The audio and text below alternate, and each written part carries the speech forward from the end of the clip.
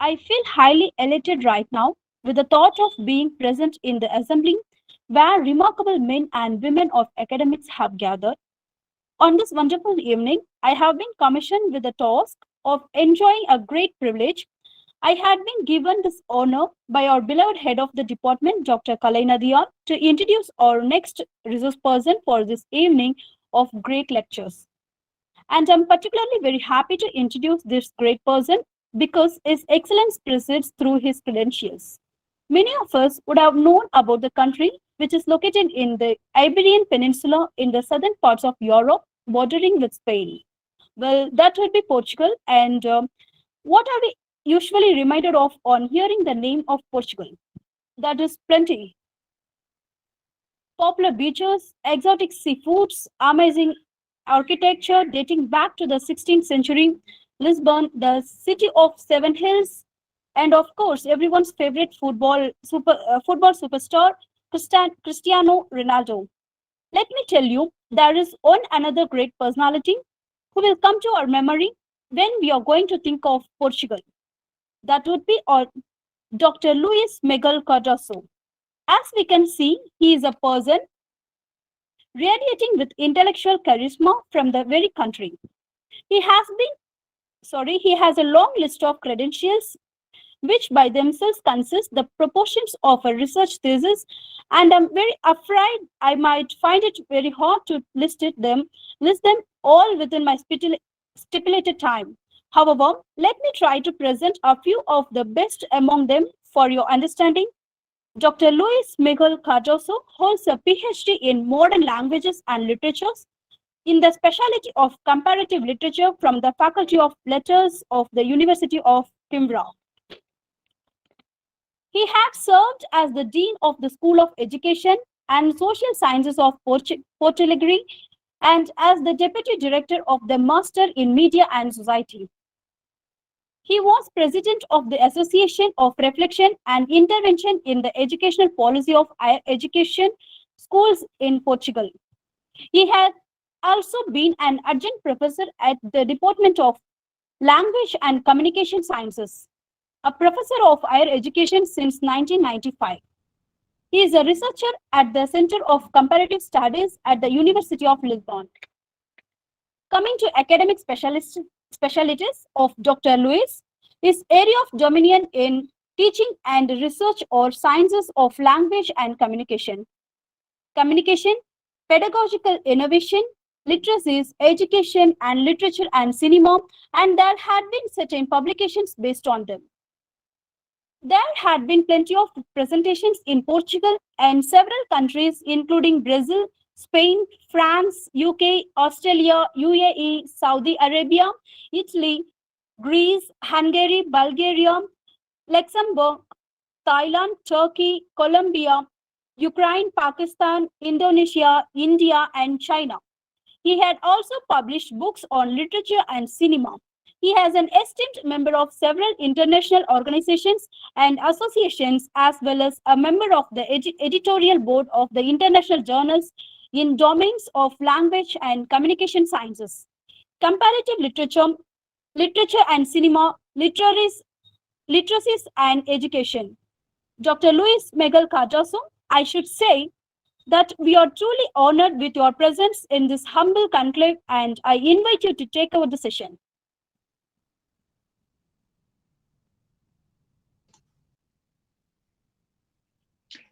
Good afternoon. Greetings from Portugal. First of all, I would like to thank the very kind invitation that was made by the organizing committee. It's a great pleasure and a great honor to be here today in this conference. So my warmest regards to the organizing committee, to the dear colleagues here present, esteemed speakers and scholars, dear participants. I'm sure you are having an excellent conference, beginning with the first presentation that we have, a very interesting presentation indeed. And I hope that one day we can meet in my home country, Portugal. And thank you so much for your very kind words about Portugal. Portugal is indeed a lovely country. Perhaps one day we can meet here in Portugal, or perhaps in your country. It is also an outstanding and beautiful country. So, my dear colleagues and my dear friends, I would like to share a presentation regarding today's topic that I chose.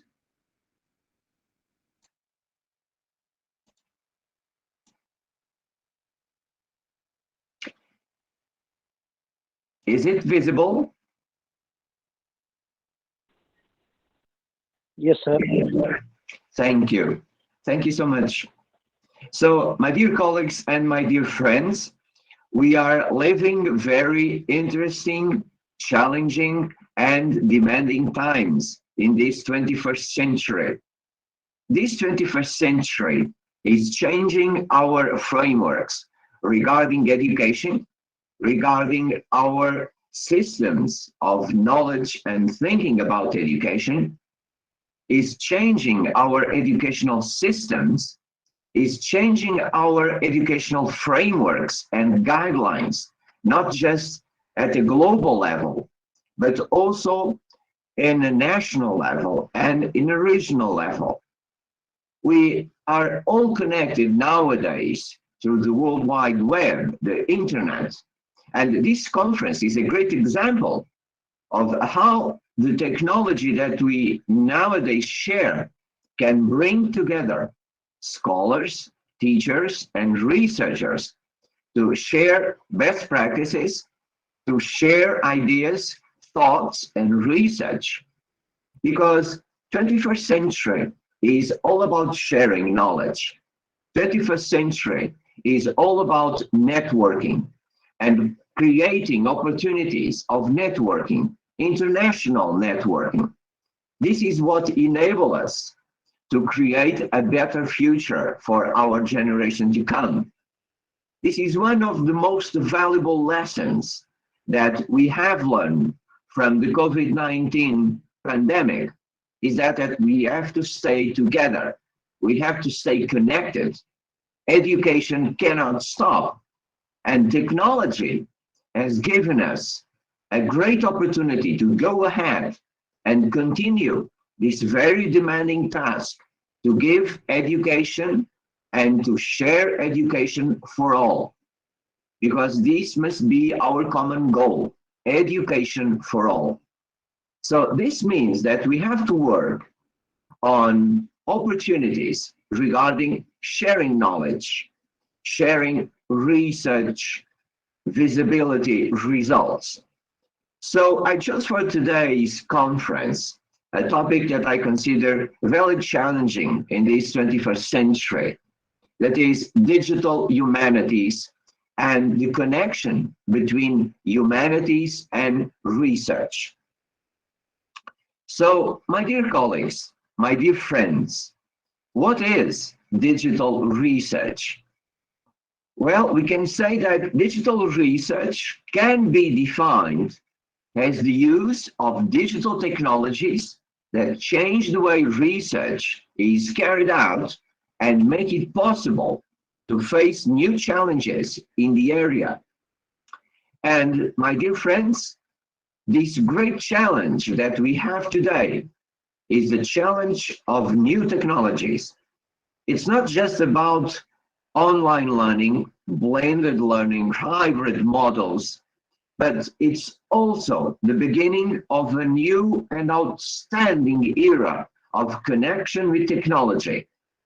The embracing of new technologies such as virtual reality, augmented reality, artificial intelligence gives us enormous opportunities to expand our horizons and to create great opportunities for us all. So what is the reason for research, my dear colleagues and my dear friends? And this is a point of connection between this presentation and the previous one of my previous colleague. So of course we have different types of research, and we have already discussed these different types of research. And why do we need and why do we have different types of research? Because of course we all belong to a type of expertise, type of domain an area of research in our career, in our school, in our university. And according to these interests, according to these frameworks, we have to deliver information and we have to make research. So we have to choose what type of research is more adequate to the aims and the goals of our university, to the aims of the goals of teaching and learning. And of course, we have to respect what is needed and do the needful for our students. This is why we talk about qualitative research, quantitative research, analytical research, persuasive research, experimental research, survey research, problem solution research, report research. So we have a lot of options. This depends, of course, on our focus. This depends, of course, on the topic that we want to address. This depends if we are analyzing a topic, for example, regarding management, social sciences, natural sciences, humanities, literature, languages, history, philosophy, sociology, and so on. So we must adapt our research according to the methodology, according to the topic, according to the aims, according to the public, according to our university.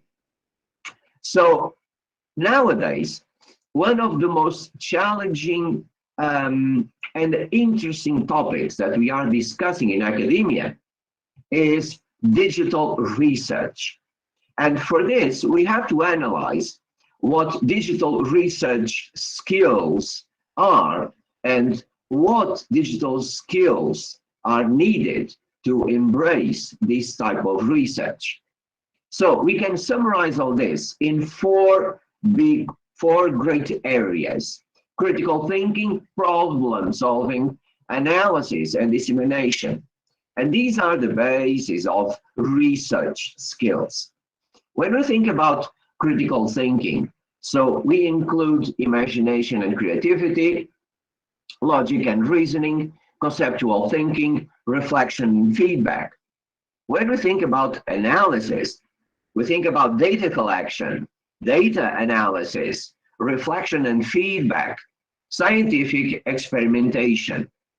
When we think about problem solving, this includes imagination and creativity, logic and reasoning, data collection, conceptual thinking, reflection and feedback, scientific experimentation, and of course, dissemination. The main purpose of research is not just to try to discover something new. More important than this is to disseminate the results of the research. Because what we discover, what we find out, may be interesting, may be valuable. Imagine, for example, a great discovery in medicine, a great discovery in architecture, in engineering, in humanities, in all different domains of research that we have. So this is why research must be shared. This is why research must be enhanced. This is why research must be one of the main priorities in our lives as teachers, as scholars, as university teachers. So talking about research skills and talking about digital research make us think, of course, about the main research trends that we have today. And my dear colleagues, my dear friends, I would like to share some thoughts, some ideas regarding these main research trends. So a growing emphasis on large scale, and this is probably the main trend nowadays, about mass critical research, focus on real world challenges. So research must be, first of all, connected with real problems. So this is why universities must be connected with their communities. This is why universities must be connected to their country's needs. This is why universities must understand the challenges from corporations, from enterprises, from the private sector, from the public sector, and try to deliver answers. And we can only do this by research. So these are often addressed by multidisciplinary, multi-institutional, and often international study groups, which address the need to work collaboratively. So, my dear friends, one of the most interesting things that we have today is the opportunity to create bridges. And take a look at this conference, for example. We are talking here at the same time, at the same time frame, but we belong to different countries, we belong to different continents, and we are brought together through technology. So this is why nowadays we have to use technology to go ahead and further regarding research. This is why technology is helping us a lot. This is why conferences like this one are so important. So second, we have a strong emphasis on research impact, which will leave a greater need to collect evidence, stronger partnerships, and broad social impact promotions. Of course, we need stronger partnerships. We have to work together with our communities, as I said before. We have to work together with different partners in our region, in our country, but also at an international level. And then we have to create opportunities to have broad social impact. Research should have impact, just like research on literature is important, just like research on medicine is important, in engineering is important, in social sciences, natural sciences. All these researches are important. So what we have to understand is that research creates valuable information.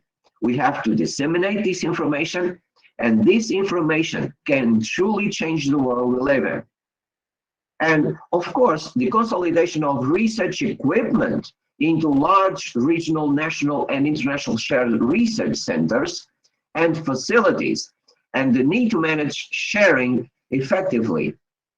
So this means that, again, when we are working with other colleagues from different countries, from different universities, we are creating partnerships that are extremely important. And this is also connected with research equipment. When we have a partnership, we can divide costs, and we can allow us to create opportunities of financing research centers when we connect with public funds, private funds, with corporations, with enterprises that can help us. So everything must be at the center, at the core of our needs to research. That is the basis tools, the basic tools that we need to go ahead. And the basic tools are, of course, the research equipment and the research centers. And another main research trend is, of course, the greater emphasis on transparency, with open access to research findings and underlying data, which creates data management challenges. So nowadays, dear colleagues and dear friends, we have to work on transparency. So our work must be transparent, must be faithful to values, to principles, but also must be valuable to our community. It must be transparent to all. So this means that we have to work in a collaborative way, in a transparent way. And top digital trends nowadays also include, for example, the creation of networking on social media. Because nowadays we have social networks that allow us to create major interest gatherings. For example, this conference, to build relationships, share ideas, overcome distances. Technology allows us to overcome distances. So furthermore, social networks can be the very source of data for researchers and academics providing social and behavioral data. Of course, mobile computing and mobile work are also helping us a lot today. When in our universities, we have equipments that can help us, when we have good connectivity, this means that education should be a priority, must be a priority for our governments, for our countries. This number one priority that should be education, because it's the basis for our society. It's the basis for our common future, my dear friends. And the combination of pervasive data capture, data mining, machine learning, and large-scale cloud computing is already being referenced as a revolutionary technology. So, my dear friends, nowadays, data capture, data mining, and machine learning are now truly connected. This is not just about getting information. It's about collecting information. It's about analyzing information. And it's about dissemination of this information when we use the proper tools. So, of course, another great topic for today's discussion is the so-called the Internet of Things. So what is the Internet of Things? So we are talking about a network of physical objects, of things embedded in electronic components, software, and sensors that allows these objects to collect and exchange data, as well as allowing objects to be detected and controlled remotely. So this means that we have the opportunity to work according to our needs, according to our goals, regardless of even time and space, regardless of distance frontiers. And the Internet of Things is allowing us to go deeper and deeper collecting data for our research. We also have to address the IT consumerization topic, because as technology and IT products improve, become cheaper and available to everyone, they are no longer the preserve of the few. And this is so important, my dear friends. Education, as I said before, is the basis of our society, is the fundamental clue, is the fundamental value, the fundamental principle for our future. So this means that we have to create opportunities for all to get access to information. And nowadays, technology in the majority of countries is a huge challenge regarding financing opportunities.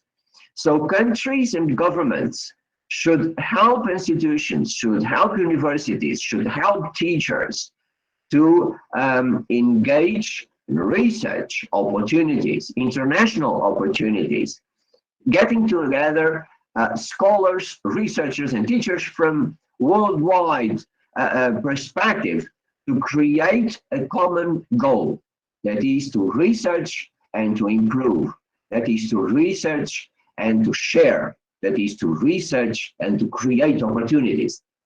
So this means, of course, that we have the opportunity of going ahead, but we need equipment, we need financing, and nowadays we have to understand that we're living, of course, in very troubling times, but education should get financial aid that is needed to go ahead.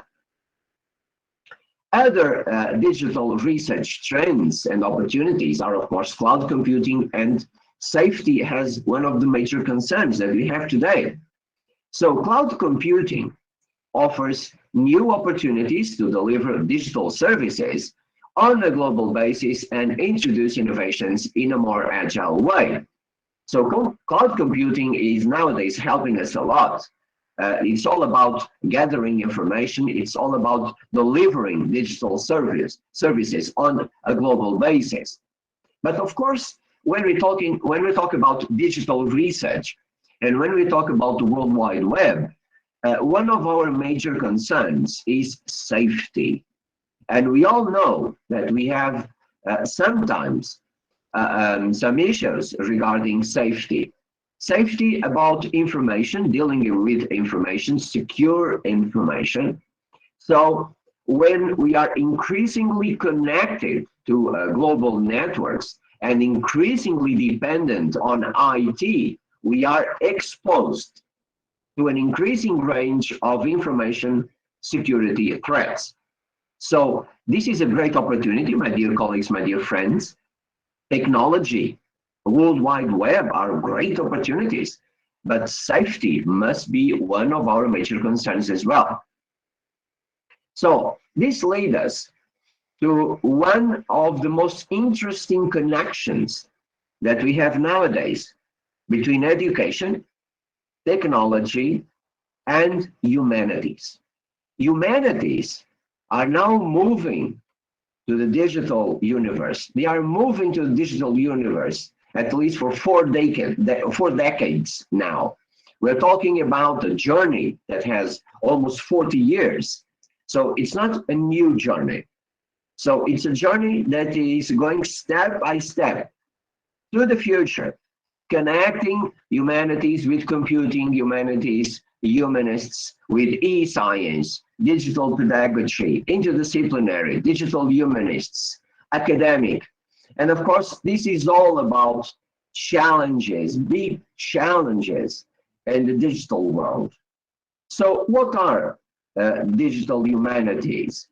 So Professor David Barry from the University of Sussex tells us that digital humanities are at the leading edge of applying computer-based technology in the humanities. Initially called humanities computing, the field has grown tremendously over the past 40 or so years. So we have now 4 decades of digital humanities, and we have learned a lot through this journey. Originally, digital humanities were focused on developing digital tools and the creation of archives and databases for texts, artworks, and other materials. Nowadays, digital humanities incorporate key insights from languages, literature, history, music, media, and communications, computer science, and information studies, and combine all this with new frameworks. So, my dear colleagues, humanities are now receiving a new framework, are now receiving an interesting boost to go ahead to the 21st century, into the 22nd century, in order to go ahead with new types of research, with the use of technology. This is outstanding. So digital humanists are developing new methods, such as computer-based statistical analysis, search and retrieval, topic modeling, data visualization. So they are applying these techniques. So this means that research is supported by computers.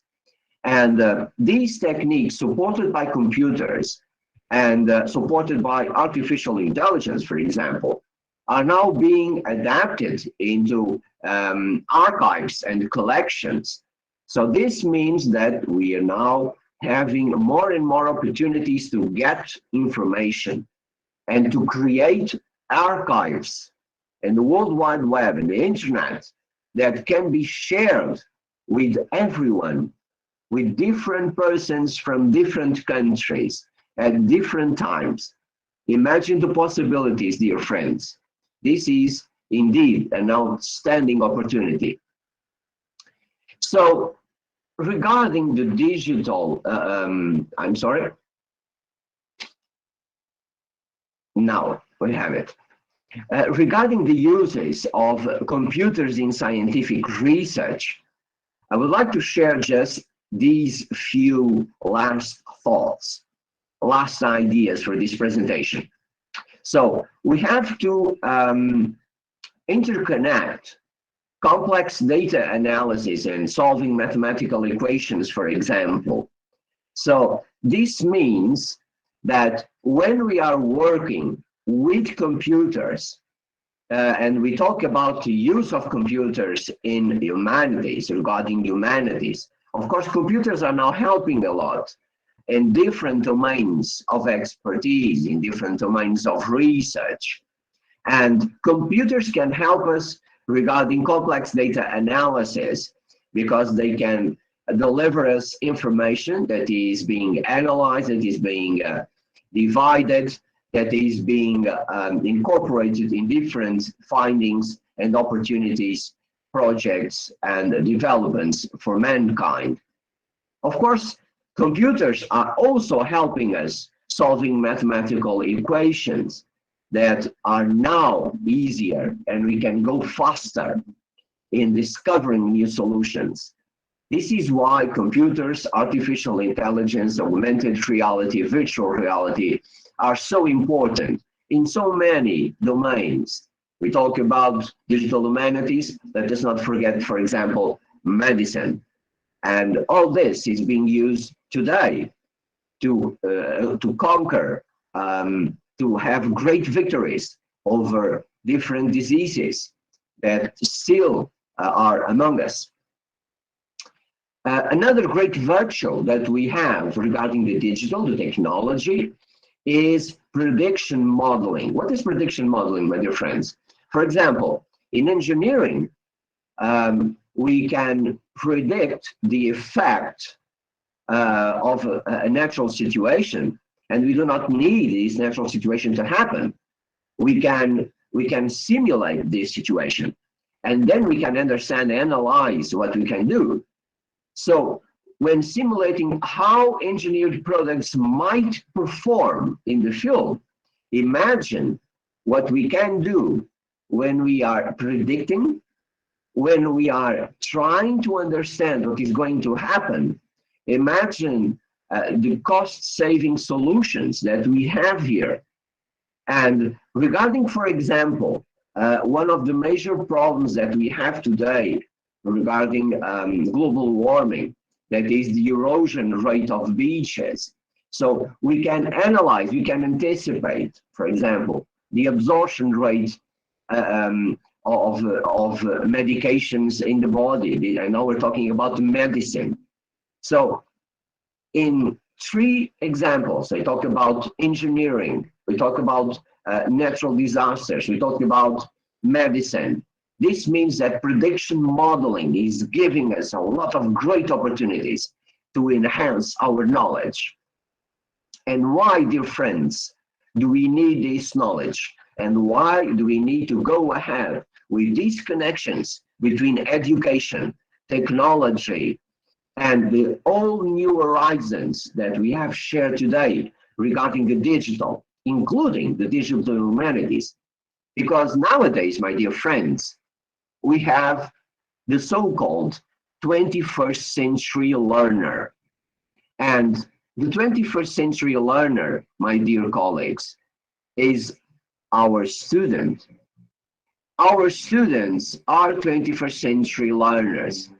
And these learners are quite different from the learners we had previously, because they have different characteristics. And they connect an entrepreneurial spirit with an engaged thinking process and methodology, with an ethical procedure regarding citizenship. This is so important. So this means that we have to analyze in our universities the way to address these challenges: collaboration and leadership, critical thinking and problem solving, creativity and innovation, social responsibility and cultural global environmental awareness, communication, digital literacy, lifelong learning, self-direction, and personal management. All this, my dear colleagues, all this is the portrait of the 21st century learner. And we have the heart of the 21st century learner that is becoming more and more digital. And the heart of our universities is becoming more and more digital. The heart of our classroom is becoming more digital. The heart of our research is becoming more digital. This is why we also need digital skills. So we need digital skills, not just to give opportunities for our students to enter the labor market, for example, We also need to give digital skills to teachers. We have to create new teacher training programs that can help all teachers in different countries to obtain these skills regarding technology trends that we shared today, regarding these new skills for the 21st century that are the basis for this great revolution that we are facing now with this Horizon 2030. And my dear friends, the Horizon 2030 is about connecting education, knowledge, technology, values, and principles. We must understand that our students are going to be great persons. They will become great professionals, but they also have to be great citizens. This is the most important responsibility that we now have in our universities. This is a common effort, so this is why education cannot stop. And this is why, my dear friends, conferences like this one are so important to create networking opportunities, to share best practices, and to try and find out new paths of collaboration to create a better future. Thank you, dear friends, for listening. And of course, if you have questions, I am, of course, more than willing to answer them. Thank you.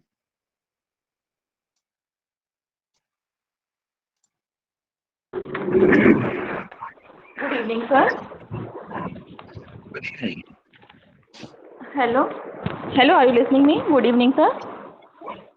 Yes, good evening. Good evening. Yes, sir. Sir, I have a question, sir. Question not, it is a query, sir. No doubt that technology will help a lot to gain the knowledge in this course. I also take support from, but I think that somehow it is declining our personal skills and abilities. What do you think about that, sir? I'm sorry. I think we have some connectivity issues here. Would you mind please repeating the question? Yes, sir. My query is that Thank you. technology, to technology, I think so. This is my query. That I think that computer and technology is technology declining the personal skills and ability of the person. What do you think about that? Thank you. Thank you for this very interesting question. I would like to highlight two or three ideas regarding this very interesting question. First of all, we cannot forget that teachers, first of all, are the basis of any educational system. Teachers will not be replaced by computers. Teachers will not be replaced by technologies.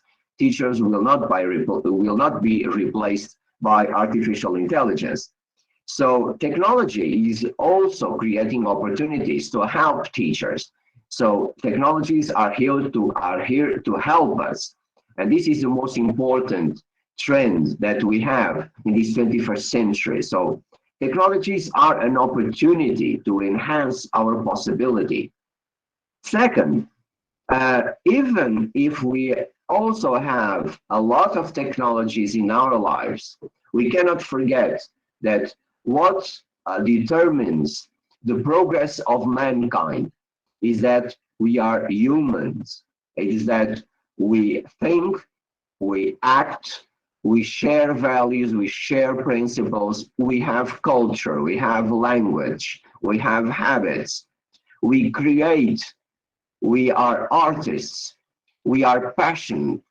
So this means that everything that defines us as human beings will not be erased by technology. It will never be erased by technology. Technology is going to help us to give more opportunities to deliver everything that we have today and everything that we are today to the future. So this is the opportunity. This is not a threat. This is an opportunity that we have. The opportunity to connect technology with the characteristics that we have, the characteristics that we have in education. The teacher has the basis for the educational process. And of course, when we connect all this, we have to be optimistic. We will not lose our identity. We will not lose our characteristics. And technology is going to be a great ally for us today and for our future. I'm sure we have to be optimistic about this. And I'm sure that this is going to create a lot of interesting horizons with artificial intelligence, with augmented reality, with a lot of interfaces that we have today. And this is extraordinarily interesting for our students because our students are very keen on technology. Our students like technology. This is why we have to bring technology to the classroom. This is why technology cannot stay outside. Otherwise, our students will also stay outside. They can be with us, but they are thinking about the use of technology.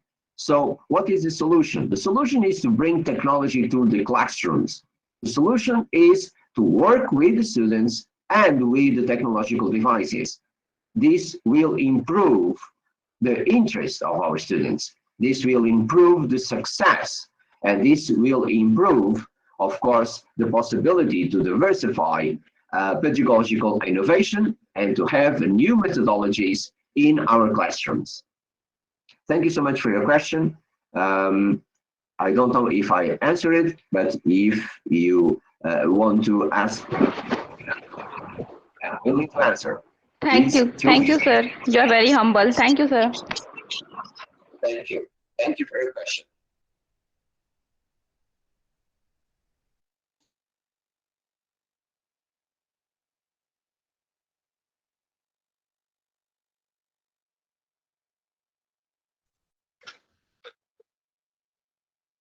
Good afternoon, Dr. Luis. Good afternoon, Yes. dear colleague. Yes, my name is Harun Ibrahim. I'm a medical practitioner from Ghana. Thank you for your excellent presentation. I could deduce that you are from the digital world. Yes, with full of knowledge. All right. My first question is, from your presentation, you stressed on the word safety, and it formed more than 50% of your presentation. Safety, safety, safety, safety. I realize that you are very conscious about safety, but technology, as we know, comes with a lot of challenge. In any good thing, there are bad things, or in any good things, there are negatives. But we all the time want to make sure that we strive over the negatives and then strive for the best. From the angle that you are from, the digital world, what measures have been implemented to safeguard the personal data of participants in a research? For example, you are conducting a research, a case study research. From your world of digital, what measures have been implemented to safeguard the personal data of participants? Because all your participants are virtual. Thank you. Thank you. Thank you, sir, for your very interesting question. Yes, as you notice, I stressed safety as one of the major concerns that we have today, because sometimes technology is being seen as a threat, even in education. For example, artificial intelligence is now creating a lot of possibilities, but of course is also creating a lot of doubts. And I'm an optimistic person. I think that technology will never substitute teachers. Technology will help teachers, as always, and will continue to help teachers. And as you said, everything has a double side. So we have to think about the positive side and about the negative side as well. And information that is valuable nowadays in the 21st century is probably the most important asset that we have in our communities, in our countries, and at an international level. So information is vital. Information is all around us. As never before, we are surrounded by information. We have information on the web. We have information on different media. We have social media. So we have different possibilities of accessing information. The question is, do we have the literacies? Do we have the knowledge to analyze this information? This is why safety now is an important word. So we have to analyze information. We have to detect when information is correct or not correct. We have to analyze the data that we are gathering. We must check it.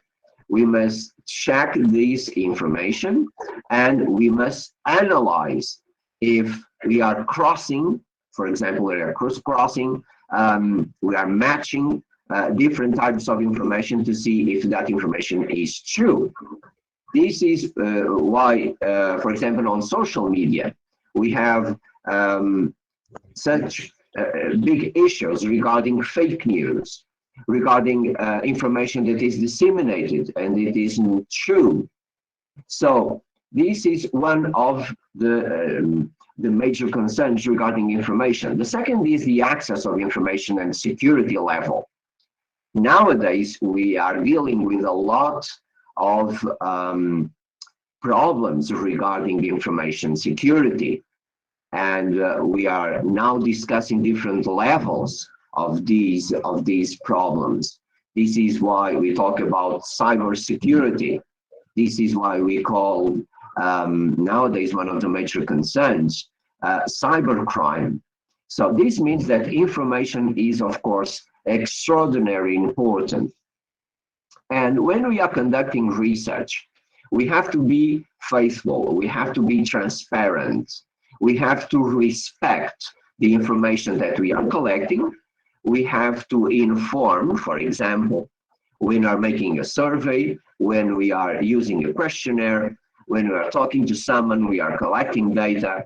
We have to reassure that our instruments, our tools are transparent, are correct, and protect the persons that are giving us the information. This is absolutely vital for our research. So we have to assure, for example, when we are conducting, for example, an interview, when we are launching a questionnaire, we have to assure that this questionnaire, for example, is anonymous. And we have to do everything that is available to us to get also this information to the person that are answering, that are giving us the answers we need. This will reassure them, and they will become, of course, available to answer everything we want. So this is a matter of trust. This is a matter of creating tools and instruments that are transparent, that are correct, that are according to international standards of collecting information, respecting the rights of the persons, respecting the legal frameworks, and respecting, of course, ethical principles regarding research.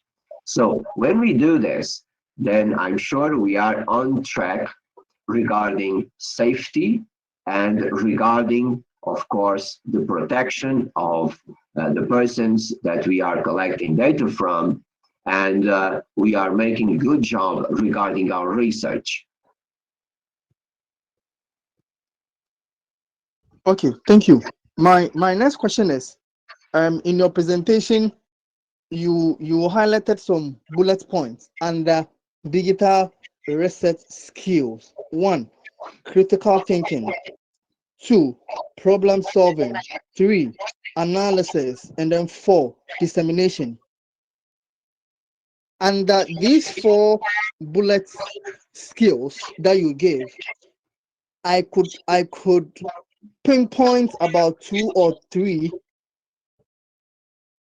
of their success. That is, imagination and creativity was seen in critical thinking, and then at the same time, imagination and creativity was seen in dissemination, and imagination and creativity was also seen in problem solving. Now, my question is, digital is abstract.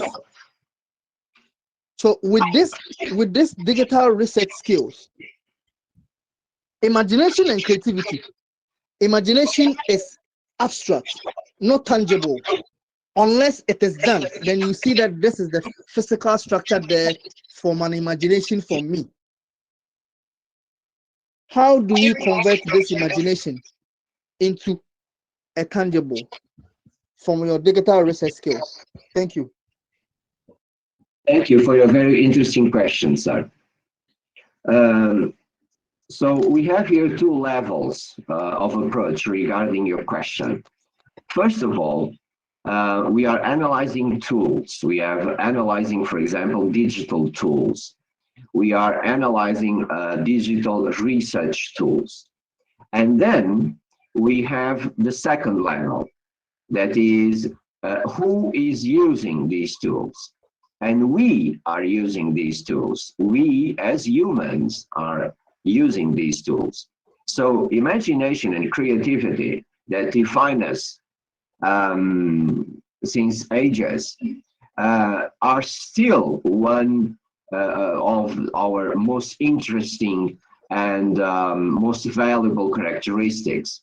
So by using imagination, we can, of course, use these tools, use these instruments according to our needs, according to our aims, according to our goals, according to our research. So this means that the tools are just tools. They are instruments. And then we have to use these tools according, for example, to the domain that we are working. For example, sir, you can be an engineer. You can be a literature teacher. You can be an English language teacher, for example. You can be a doctor. And all these 3 options use digital tools. And behind them is a man. And this man is using imagination and creativity in different domains, in different scenarios, in different countries, but using the same tools. So this is what happens, for example, when we are using a laptop, when we are using a smartphone. So a laptop and a smartphone are instruments. The way we use it is the definition of our imagination and the definition of our creativity, because we can create everything we want through a computer when they have the characteristics that we need. For example, we can create text, we can create music, we can create image.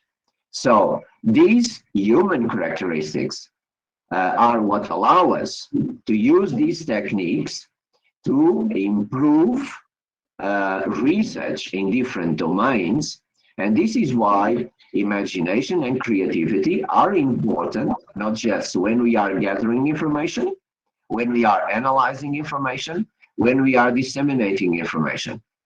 So this is the knowing of the tools and the using of the tools.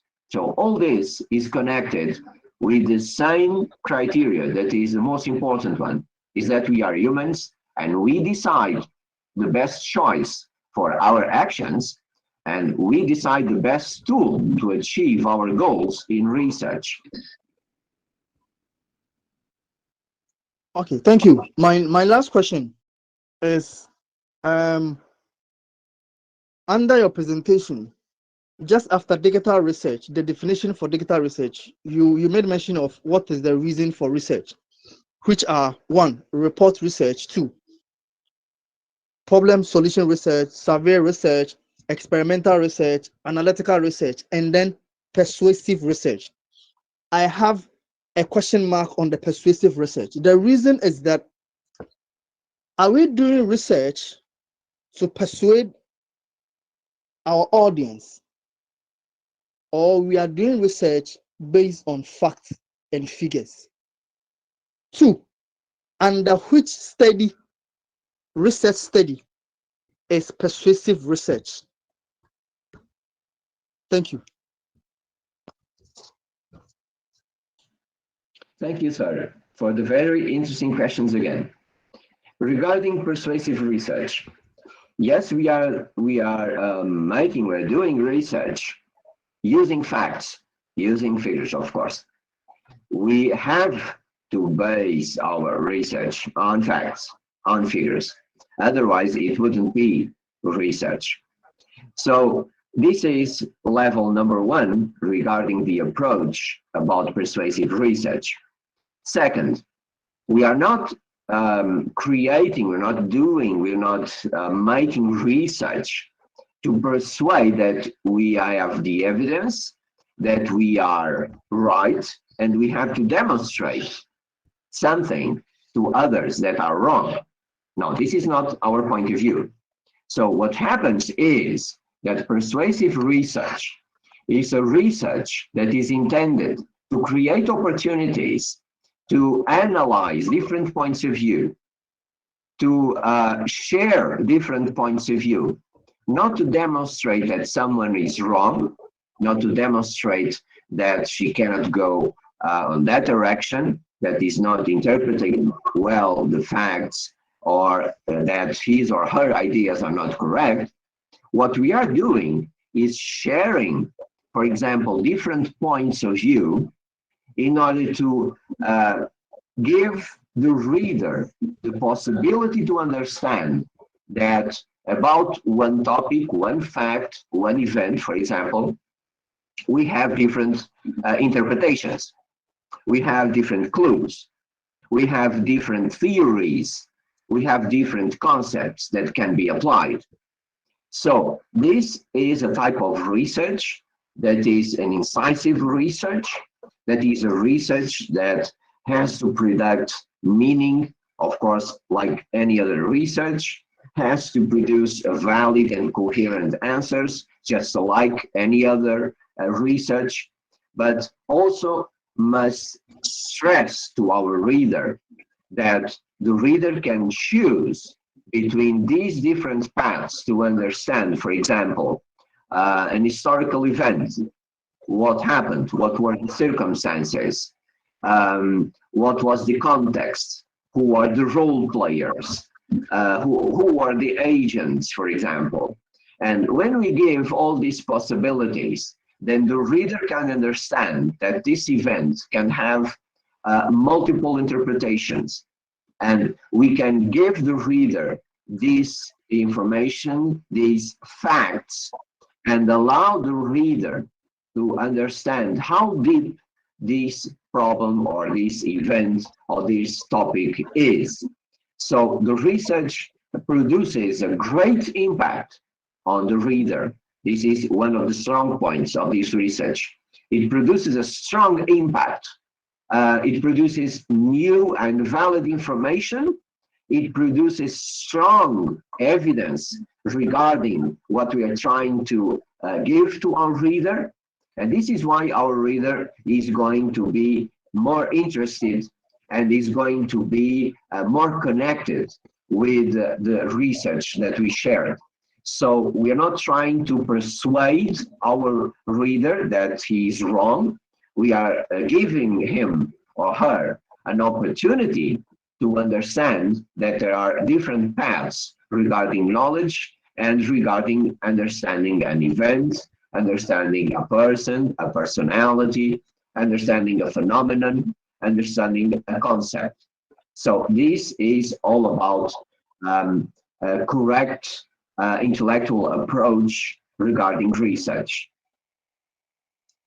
Thank you, Doc, for your explanation. Excellent explanation.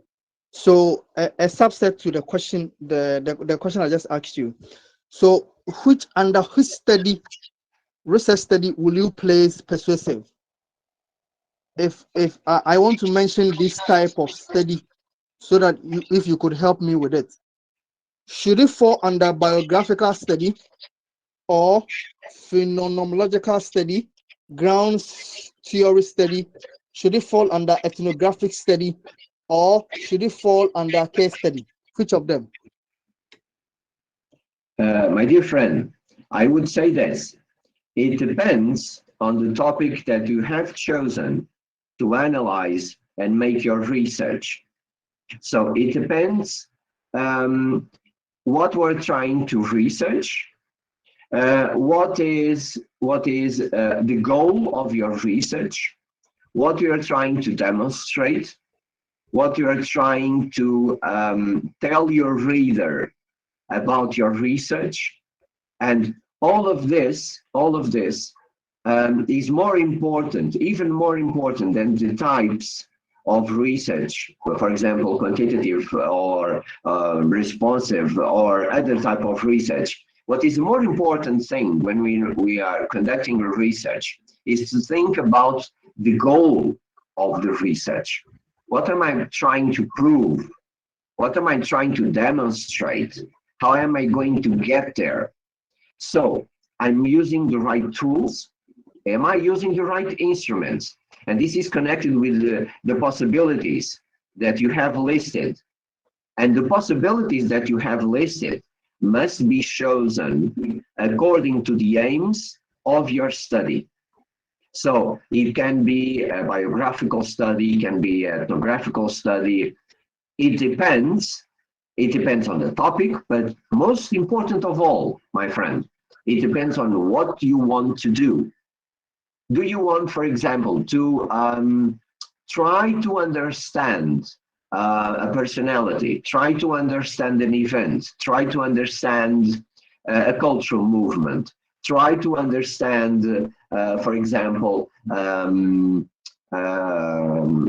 let us say, a biographical approach? Do you want to analyze the life of a writer? Do you want to analyze a natural phenomenon? So, first of all, what is our analysis dedicated to? Second, the goal. What do I want to do? What am I going to tell my reader about this? And third, what are my options regarding the instruments? So, am I going to, for example, use a questionnaire? Am I going to have a very good literature review? Because it's the basis of research. We need a very good literature review. Are we going to conduct, for example, interviews? Are we going to make a quantitative study, a qualitative study? So all of this depends, again, on the topic and on the goal. So our focus is always the reader. What am I trying to tell the reader about my research? So this is the number one question that every researcher has to do. Thank you for your excellent answer. My last question. Using persuasive research, what is the probability of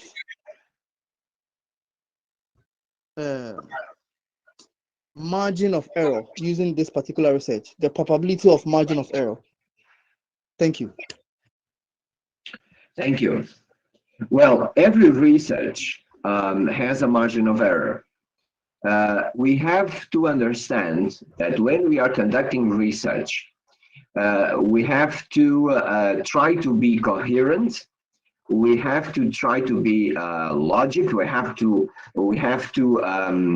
get the right framework for our work, the right guidelines.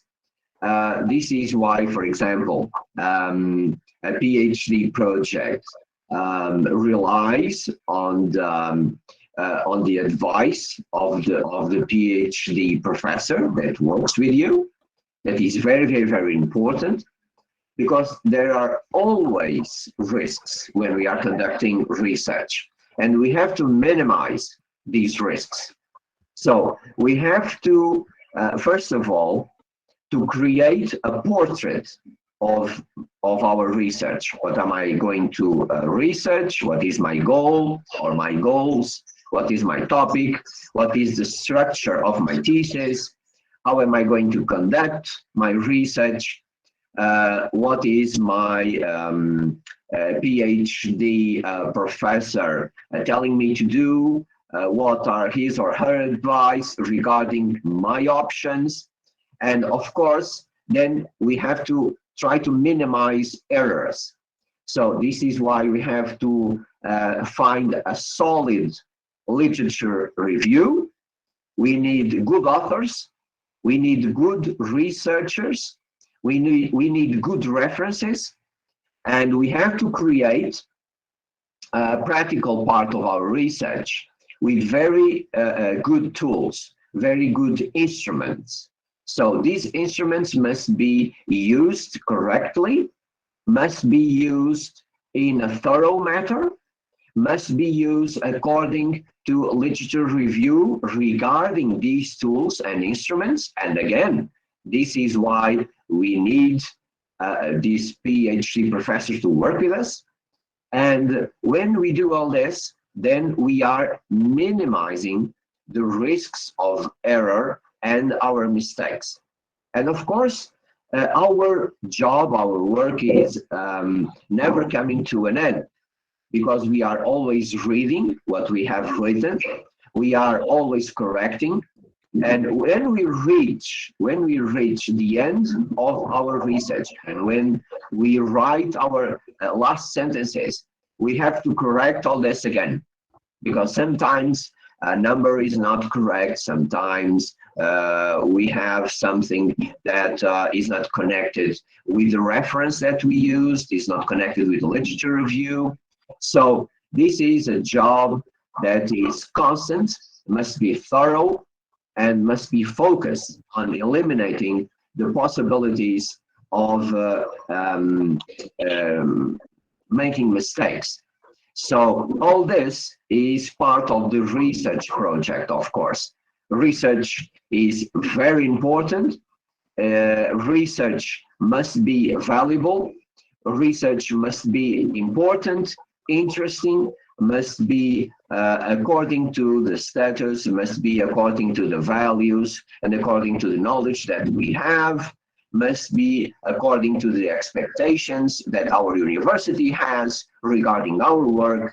So all this must be taken into consideration in our daily basis research activities. So my dear friend, I would like to say that research demands a lot from us. We have to be thorough, we have to be coherent, and we have to be productive, but also we have to be passion-driven regarding our research.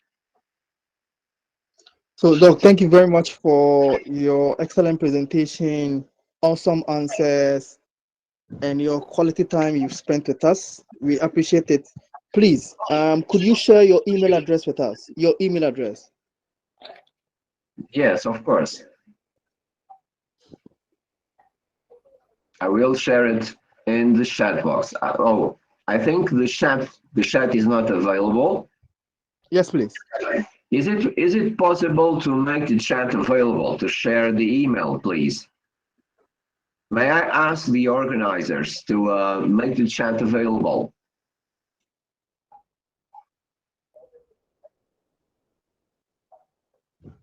Hello?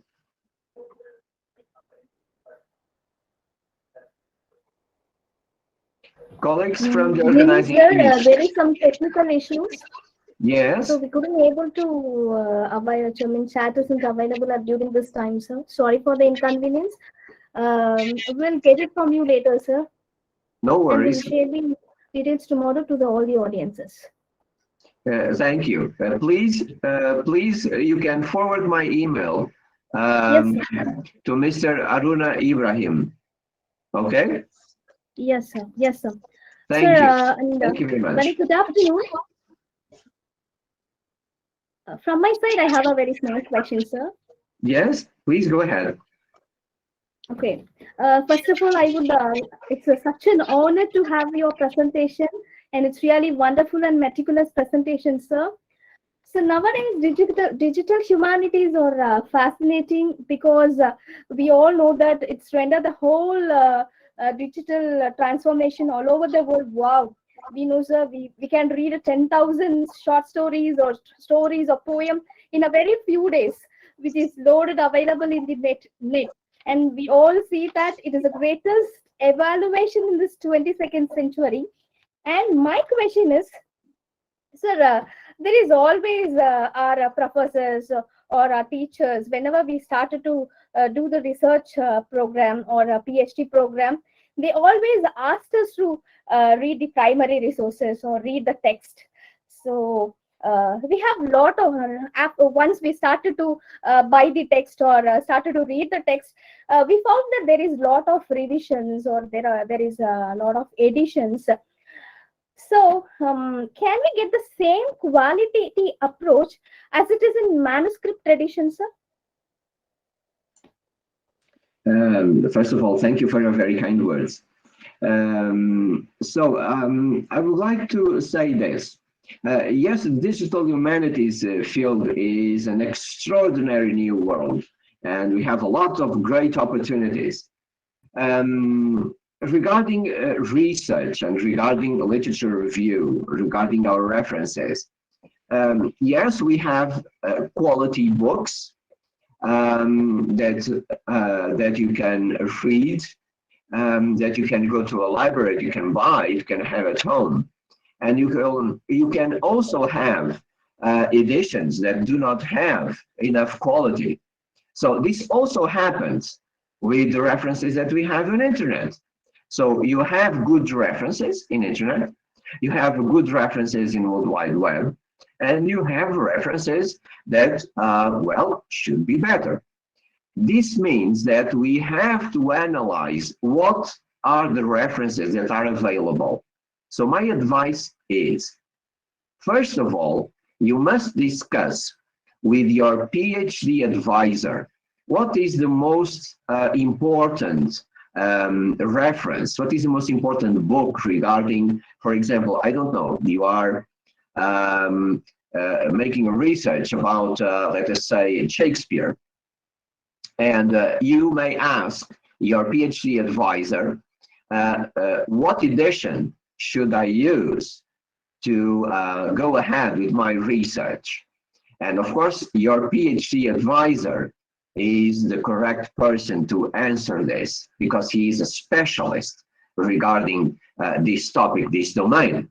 And I'm sure he will give you the best option. So it can be a printed option or it can be an online option. So first advice, ask your PhD advisor. Second, if you cannot, for example, you can't contact your PhD advisor and you have to move on with your research, you have to find out a quality edition. So this means that either online or in a library, or at school or your university, you have to find an edition that has a quality mark, that has a very good publishing house, for example. So this is a criteria of quality, and you have a lot of quality houses. And according to the domain, according to the topic, of course, you have to find out what is the best. So again, you have printed quality books, you have online quality books, references and sources. So we have quality either in a traditional way or an online. We have not so good references, either printed or online. So we have to search, we have to compare, and we have to decide what is the best. And the best is always a matter of quality. Thank you so much, sir. You're welcome. Thank you. Participants, any more questions?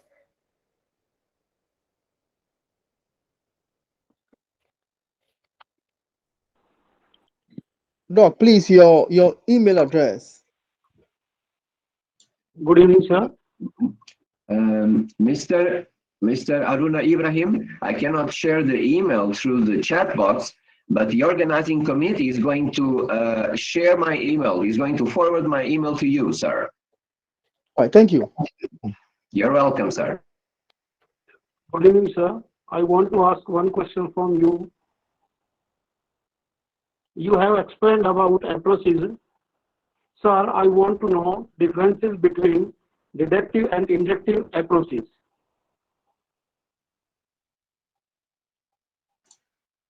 I'm sorry, sir. Would you mind repeating the question? Because I have Yes, I some... repeating again, sir. You have explained in a well way about approaches. Sir, I want to know differences between deductive and inductive approaches. I'm not sure if I understood your question, sir, but I will try to answer it. So these approaches regarding research must be connected with what we want to find out. For example, regarding a problem that is connected with natural sciences, that is connected with humanities, that is connected with architecture, or that is connected with medicine.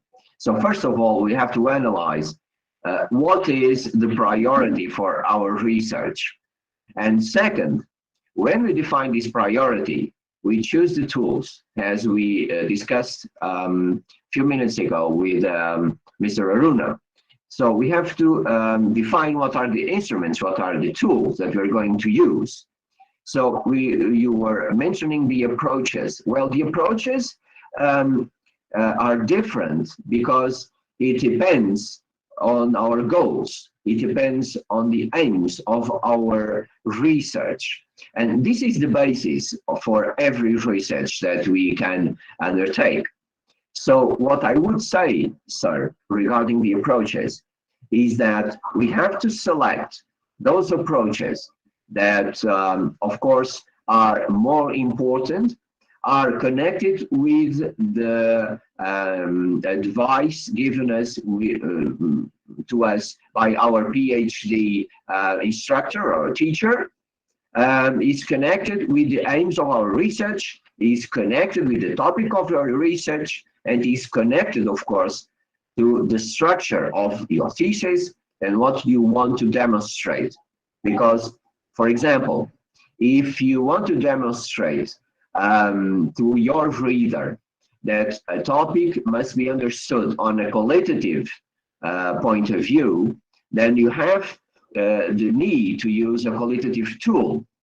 If you want to demonstrate a quantitative point of view, then you have to select a different tool.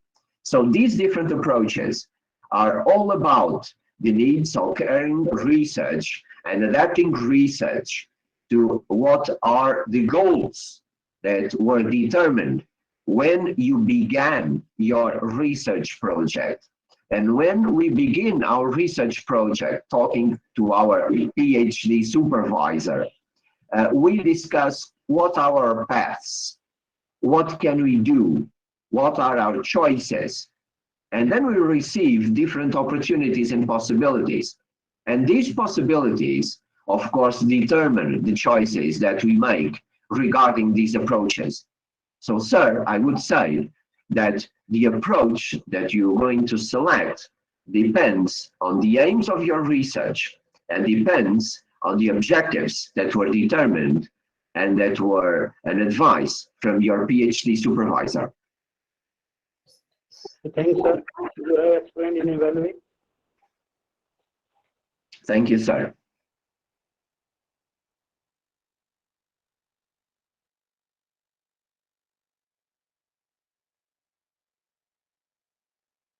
Questions to Dr. Louis?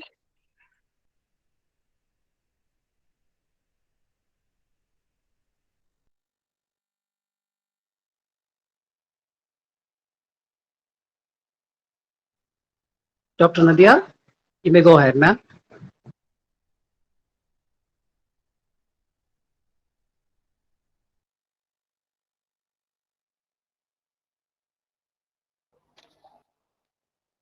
So good evening once again, sir. It's really a very thought-provoking, encouraging, informative session for all the participants participating here. And you're really a honorable person we have in this board. And really thank you for this wonderful session again, sir. I'm humbled to thank you once again and again and again. It's a really amazing presentation for everyone presented here. So thank you so much. Thank you, thank you. It's my privilege. It's an honor for me to be here with you, dear colleagues, and of course, this is always an extraordinary opportunity to exchange ideas with different colleagues. So I thank all the participants. I thank all the participants that were here. I thank all the participants for their very interesting questions. And I will also thank again the organizing committee for inviting me. So I feel humbled and honored to be here. So thank you very much for the invitation. And I hope we can meet soon. And I wish you all the best in your careers, in your lives.